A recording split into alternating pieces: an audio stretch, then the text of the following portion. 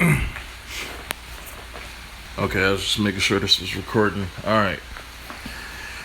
Now, I didn't watch a lot of Duke basketball this year, but I did pay close attention to Duke's tournament run. I had to. I mean, I've been hearing about the Zion Williamson kid for like the last 3 or 4 years. I mean, I would say 3 years. I'm not gonna say four. I would say 3 years. I've been hearing about Zion Williamson, Zion Williamson. But I'm not a big fan of high school basketball. I don't know. I just I prefer collegiate. Some overseas, and I prefer NBA basketball. But when he finally got to Duke, I finally got a chance to see him play against some D1 talent, and I gotta say, man, look, Zion Williamson is a phenomenal freak athlete. To be 6'7", pushing like 290, to be able to jump out the gym is Sean Kemp esque. Like it's like that much weight. The weight he's holding and his ability to just rise above the floor is pretty impressive. But and please, I mean, I am not a hater of the kid. I don't know the kid. I do not benefit if he does not work out. But there's a lot of comparisons to LeBron. I mean, apparently this kid is supposed to usher in a new age of basketball players. I don't know.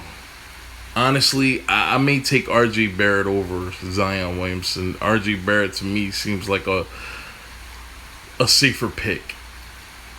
And sure, you can risk it. I mean, he may work out tenfold. He may. But if the New Orleans Pelicans is going to invest a first round pick, this can't end up like Anthony Bennett. And I'm not comparing Anthony Bennett to Zion Williamson skill wise. Although they do look similar. I mean, they're about the same height, and coming in, they look like they're pushing about the same weight. And Anthony Bennett was one of those guys that could fill it up all over the floor. He could even shoot threes. I mean, he was I guess a high level rebounder. I mean, and the Cleveland Cavaliers drafted him number one overall. But he didn't have the hype surrounding his name like Zion. But if you look at Anthony Bennett, I mean, Jesus, to me it looks like a double. But that's neither here nor there. Look, Zion, when I watched him during the tournament, I was not impressed at all. And I tried to chalk it up to like this kid is coming off of a pretty scary injury. And that injury could make him less aggressive. It could make him be a little more reserved. I could see that being a thing. I mean, because that the play where he burst out of his shoe and he had to sit out for like a few weeks. That was a pretty alarming injury, man. And injuries like that to your ankle, to your foot, man, that kind of stuff can linger and get worse over time. So hopefully he manages that well. Hopefully whatever team drafts him, most likely the Pelicans, will help him manage that well. And it's not as much of an issue as I believe it's going to be. But Zion's game is a lot more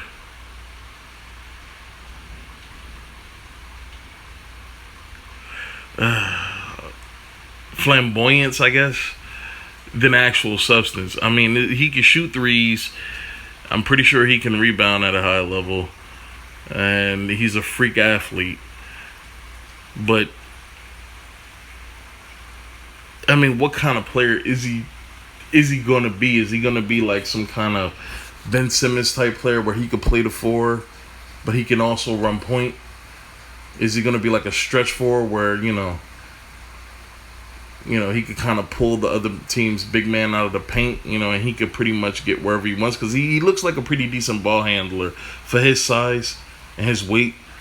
I mean, this kid looks incredibly coordinated. So, I mean, I'm pretty sure he could take any four player off the dribble and just pretty much finish them at the rim.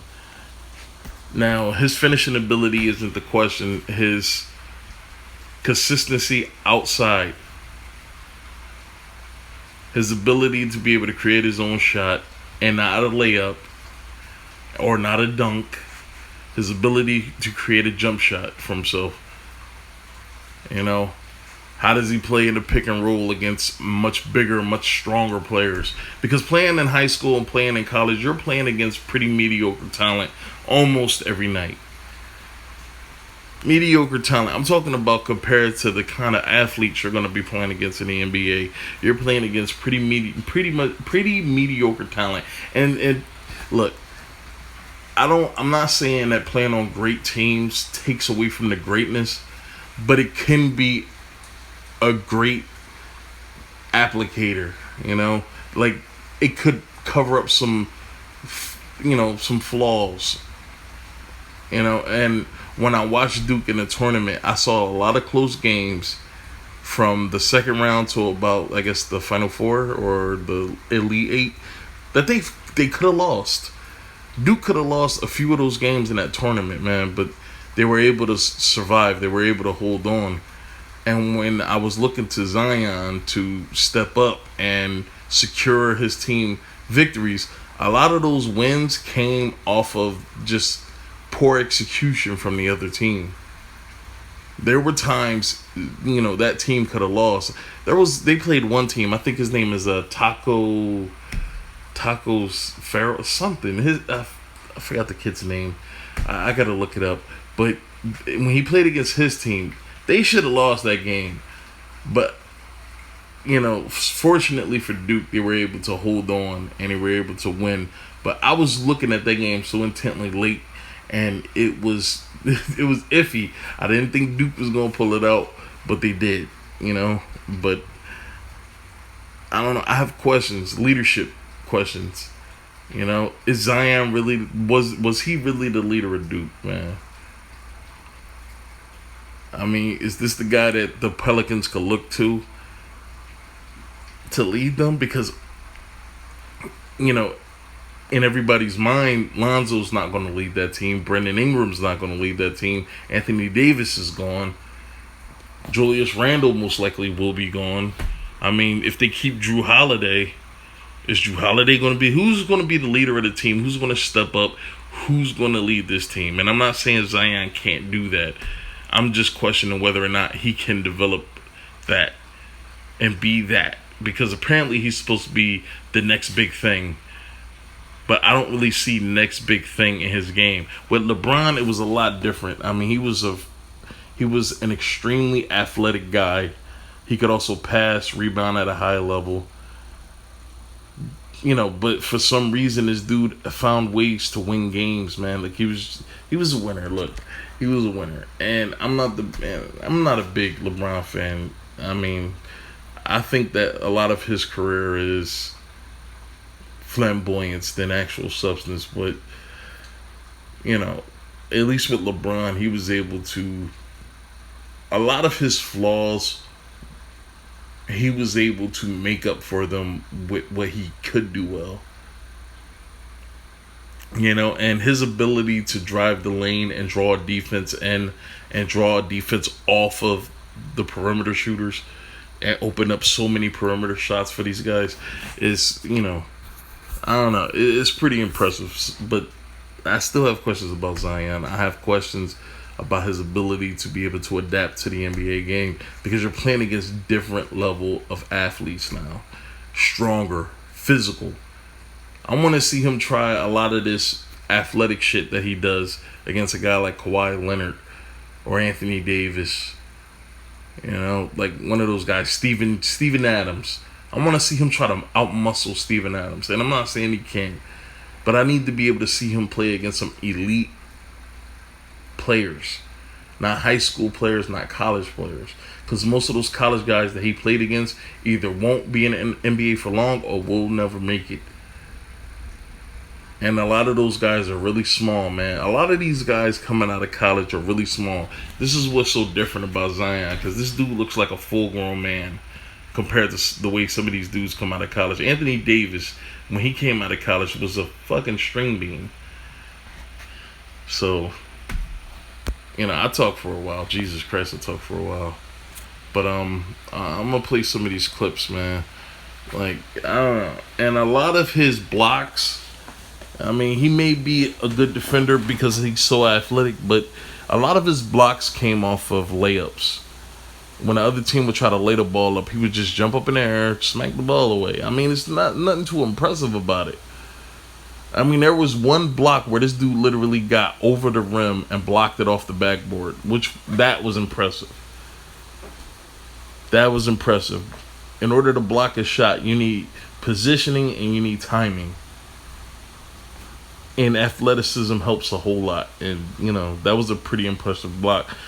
But most of his blocks came off of layups. So, it's nothing too surprising. It's nothing too crazy. But I'm going to play a little bit of this. That's Zion, baby. That's Zion. He's the elevator man.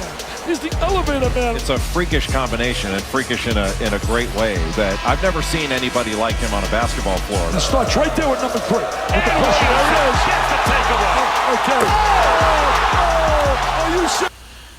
That was a pretty good play by him.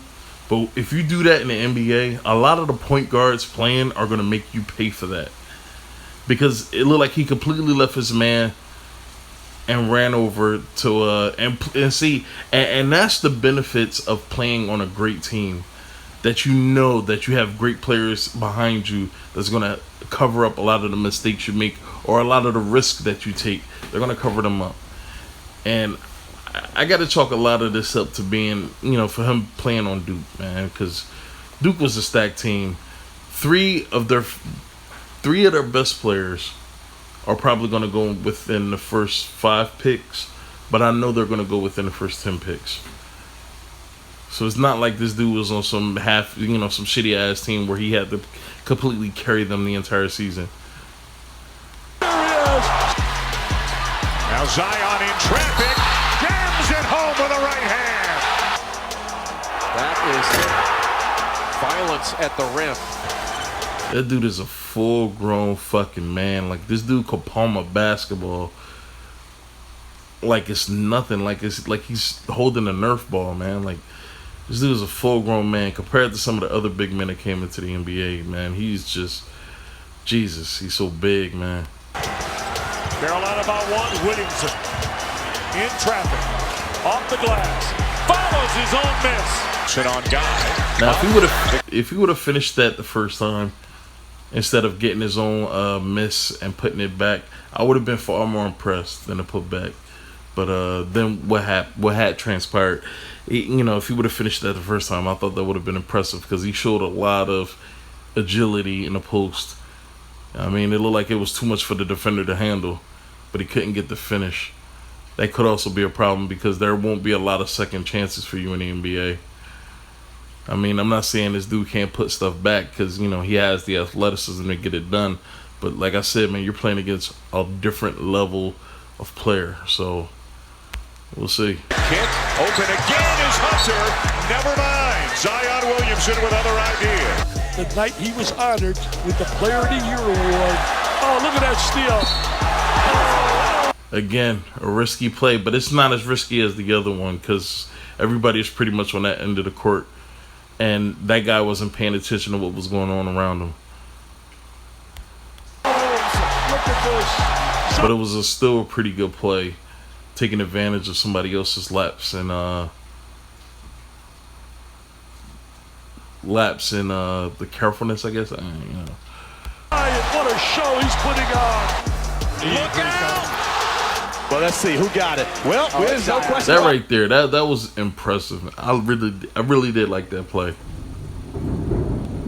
That one. The floor with 4 as well. Here's Williamson trying to get to the basket and does. Ray Jones, and always Williamson is in the lane. Look out! As you see, as he weaves through the defense, he has the ability to dribble the ball. But like I said, man, you're going to be going up against some pretty good defenders in the NBA. I'm not saying every team has good defenders, but in the West, if he gets drafted to the West, man, there's a lot of Western Conference teams that have some pretty good defenders, man. I want to see how he plays against the Spurs, man.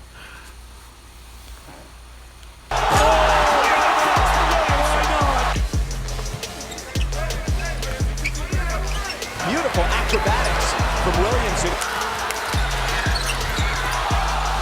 Zion Williamson right into the chest of Jack Salt, who says, "What did I do?" Williamson with a chance for a three-point play. I tell you, but DeLorean, look at that pass. Jones! Now, when I first saw that pass, I was impressed by it, but then I slowly started to lose that excitement for that play because at this point in the NBA, man, so many people are passing like that, man. It's almost mandatory. Like, if you're a top player to be able to make a pass like that, and everybody wants to play like LeBron, so, you know, I slowly started to lose excitement for that play once I thought about it a little bit. That was a magnificent dish. On defense, trying to come up with the ball. The lob there at the finish. He might have the whole top 10 to himself by the end. How about that pass? That pass right there, the one before this one, was far more impressive than the first one we saw. You know, but all of these passes take a lot of accuracy and it takes a lot of chemistry between your teammates. No doubt about it. Look at that pass. With the reverse.